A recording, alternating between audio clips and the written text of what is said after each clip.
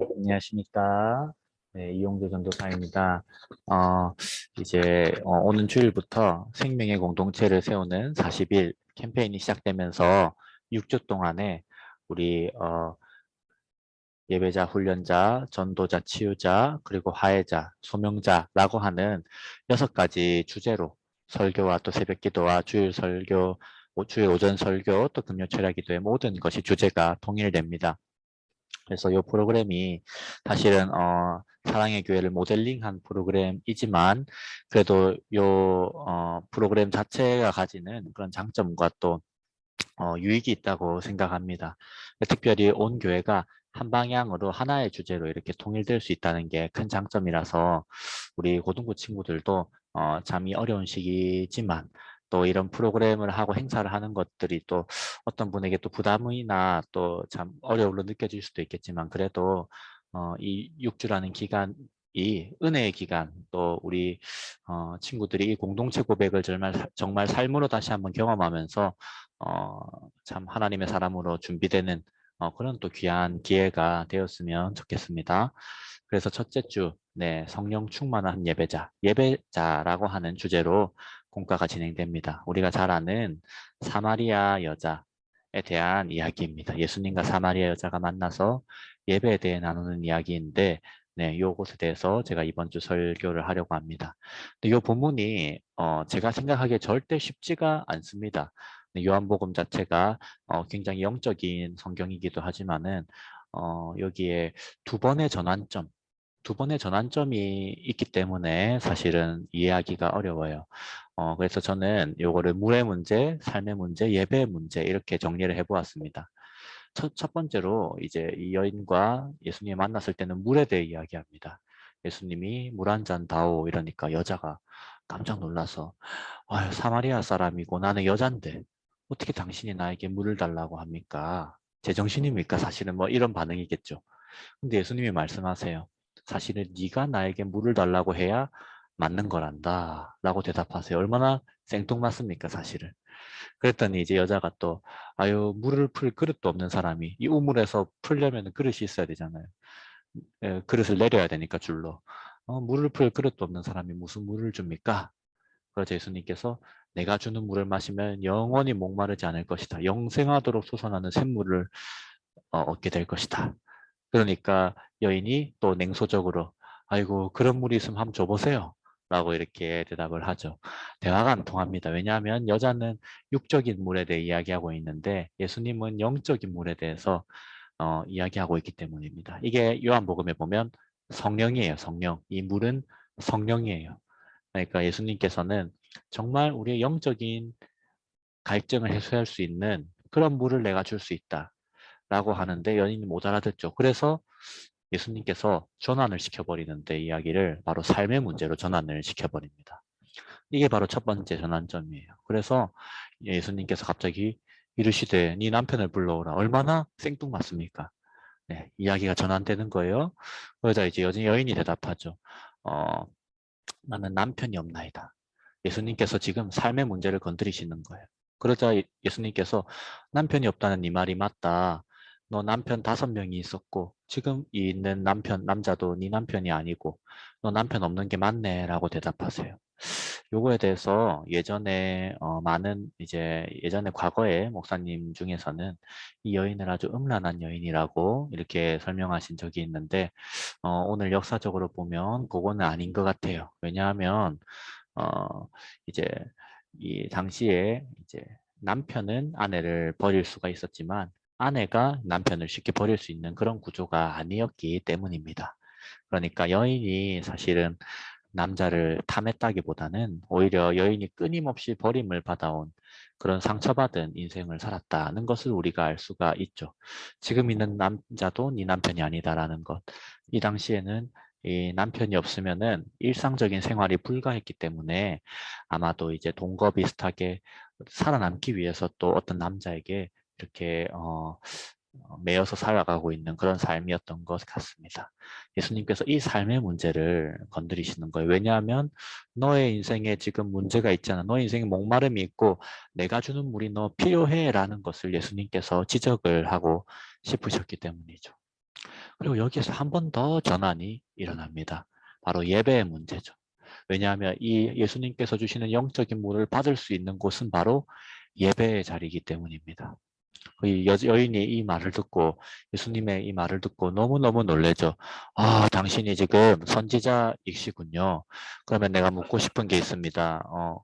우리는 예배를 어디서 드려야 되죠? 라고 이야기하죠. 근데 요거에 대해서 이 여인은 이제 아직도 장소에 대해서 이제 생각을 하고 있는 거예요. 당시에 여기 제가 설명을 적어놨는데요. 보시면은 이 솔로몬 이후로 이스라엘이 북쪽과 남쪽으로 나뉘게 되면서 이제 이 사마리아가 북쪽의 수도가 됩니다. 북이스라엘의 수도가 되죠.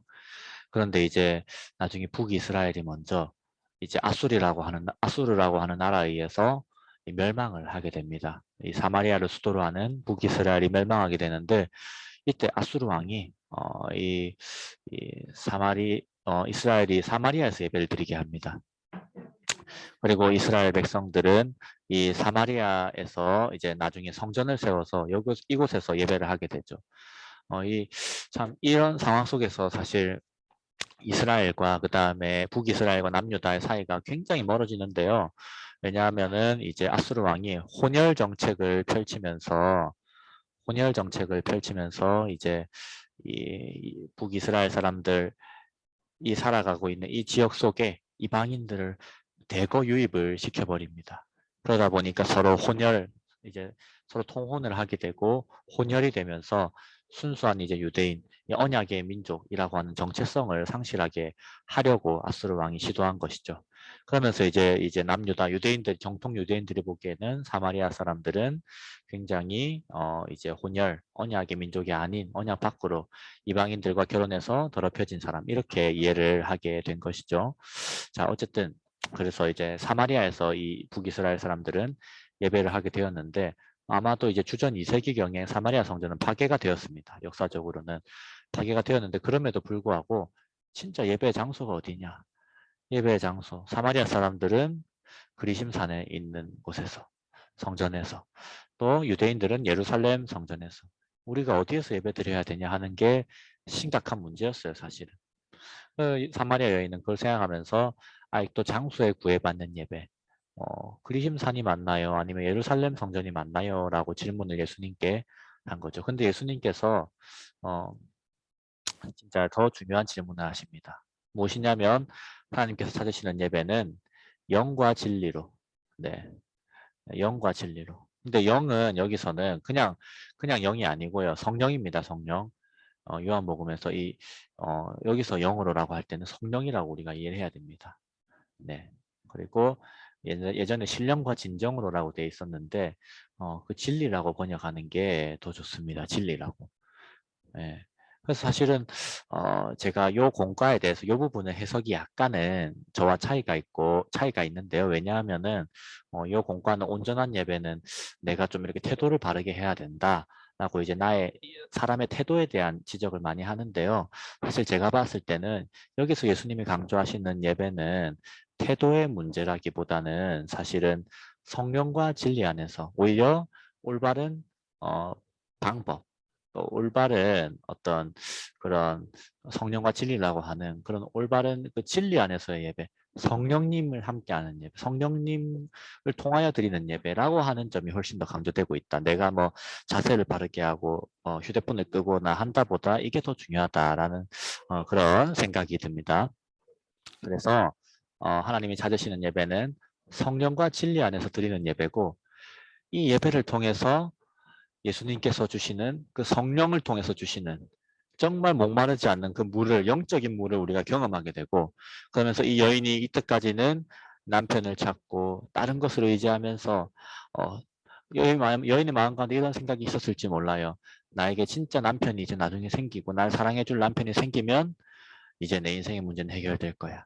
아니라는 거죠. 오히려 예배를 통하여 성령과 진리 안에서 드리는 예배를 통하여 예수님이 주시는 그 물을 우리가 마시게 될 때, 주님이 주시는 그 영적인 생명을 우리가 누리게 될 때 진짜 삶의 문제와 필요와 갈증이 해소된다라는 것을 오늘 본문이 말해주고 있는 것입니다.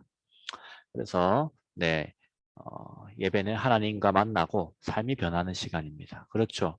성령과 진리 안에서 드리는 예배는 정말 우리 인생 가운데 있는 근본적인 문제를 해결해주고 근본적인 갈증을 해소해주고 우리 삶이 온전히 변화될 수 있는 그런 기회가 되는 거죠. 그래서 우리는 하나님을 기쁘게 찬양하는 성령 충만한 예배자가 되어야 합니다라고 우리 함께 고백을 해주면 좋겠습니다. 네, 그래서 씨 뿌리기인데요. 요 공과 해설 조금 하고 마치겠습니다. 씨 뿌리기. 네, 여기에 우리 예배를 방해하는 우상을 적어보고 그 다음에 미로를 한번 풀어보면 좋겠습니다. 그리고 이 밑에 빈칸에는 이 세상에는 하나님께 예배드리는 것을 방해하는 우상이 많습니다. 마음을 빼앗는 우상이 있다면 우리는 하나님께 온전히 예배할 수가 없습니다. 그래서 우상 예배를 적어주시고 우리의 우상이 무엇이 있을지 우리가 예배드리는 것을 방해하는 우상이 무엇이 있을지 이제 고민을 해보시고 한번 나누어 보시면 좋겠습니다. 그리고 사마리아 여인이 생각한 예배는 장소에 구애받는 예배 설명드렸죠.